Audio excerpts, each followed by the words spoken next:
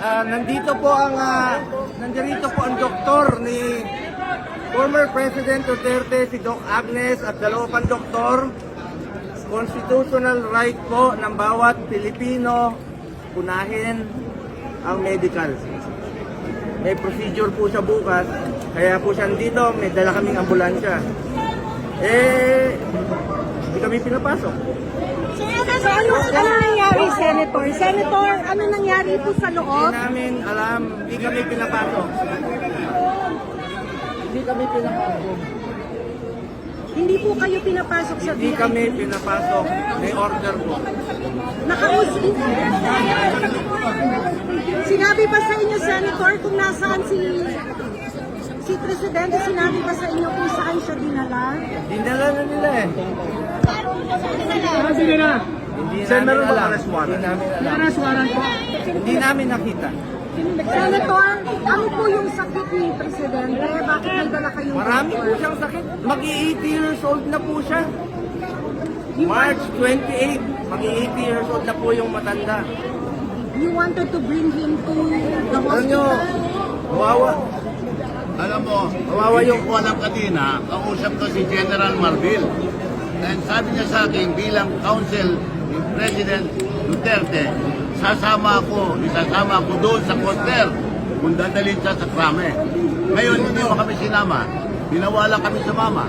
And that is his constitutional right to a legal counsel and even an immediate medical assistance. Sir, ibig sabihin Kaya ang po ba laki nasa paglabag nila. dating Pangulo ngayon? Nasa krami po ba ngayon si dating Pangulo? Yun ang sabi sa akin ni General Marbil. Si General Malvin po ang kumuha. Siya ang kausap ko kanina nung pagdating ko dito. Only after arrest ay PNP. He was arrested by the PNP, sir. Siya pa nga nagpakilala sa akin kay Ambassador Lacalinaw, yung may hawak ng alleged warrant. Pero tinignan ko, wala namang warrant of arrest doon eh. Pero may sinerve po Ano yung sila, sinerve? na dokumento. Ano yung sinerve, sir? Document lang. So, ito po, Nakalagay lang ng walang document, lumabas. there is an order regarding President Duterte. Pero there is no warrant of arrest. Ano yung nakalagay, sir? Sa document, ano yung nakalagay? Basta pa lang, it's just plain document na nakalagay ang pangalan ni former President Duterte at sinasabi doon, age niya, residence niya.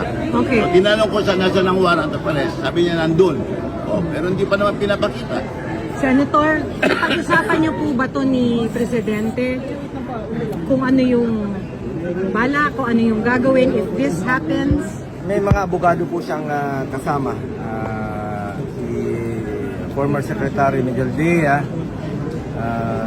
at iba pa, no? So, antayin na lang po natin. Importante sa akin dito ngayon, ang Doc Agnes, importante sa amin yung kalusugan ni Pangulong Duterte.